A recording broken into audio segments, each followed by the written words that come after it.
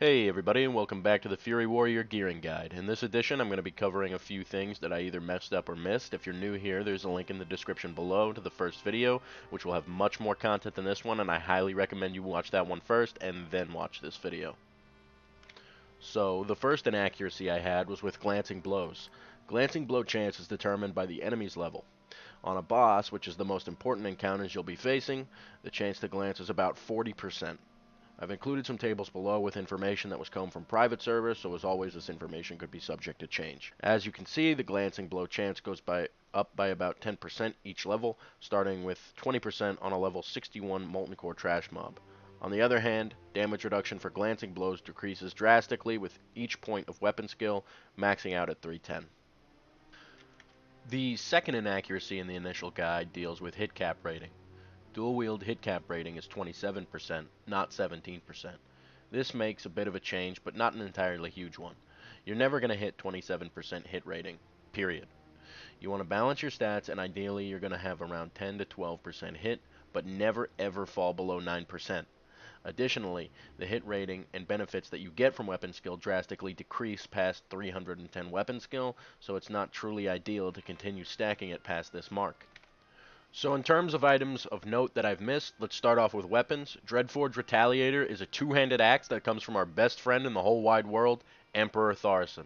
This axe has a super slow speed, so it works really well with our yellow damage abilities due to the high damage ceiling. The 1% crit is awesome, and the 30 attack power equals out to about 15 strength. The parry chance isn't really going to mean much in PvE, but in PvP, that's pretty helpful as well. All around, really solid two-hander, especially for the orcs out there with that axe spec. Moving on, we have 3 items for our future watchers who have access to Dire Maul, including Pendant of Celerity from the first video. These are the items you're going to want to look out for when Dire Maul is released, as most of these are incredibly powerful in comparison to the items I've shown you so far. We have Tarnished Elven Ring, which gives 1% hit and 15 agility. Pretty self-explanatory here. This helps you reach that hit cap and also gives a solid 0.75% crit on top of it. And it's also not unique, so you could put 2 of these on, which actually works pretty well. Ogre Forged Hauberk is another item from Dire Maul that adds to our chest options. As you can see, it adds a plethora of stats that make it valuable to us.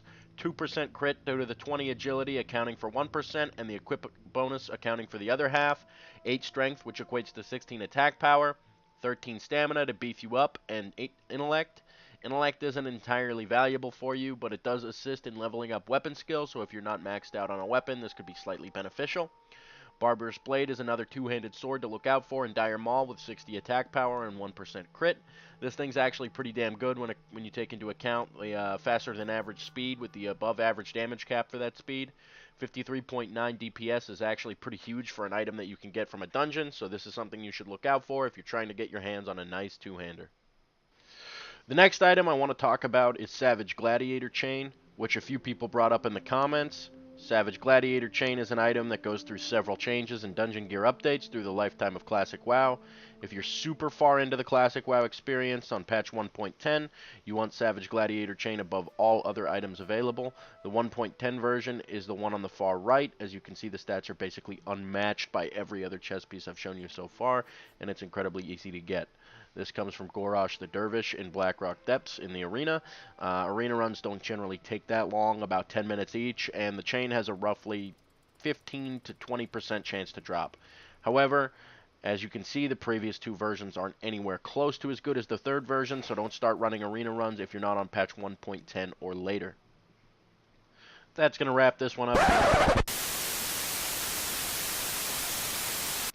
Psych! You thought I forgot about these. I didn't. Eye of Rend. Guess from who? Rend Blackhand, Upper Blackrock Spire. This gives 2% crit, strength, stamina, everything you want, everything you need.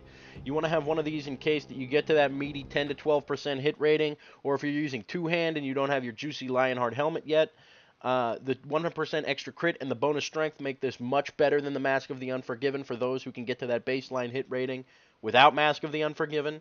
Tombstone Breastplate comes from Darkmaster, Gangling, and Scholomance, the final boss. 10 strength, 10 stamina, 2% crit, pretty high on the value list, right?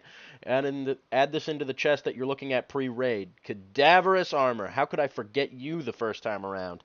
8 strength, 8 agility, 60 attack power. Super basic stats, super powerful item.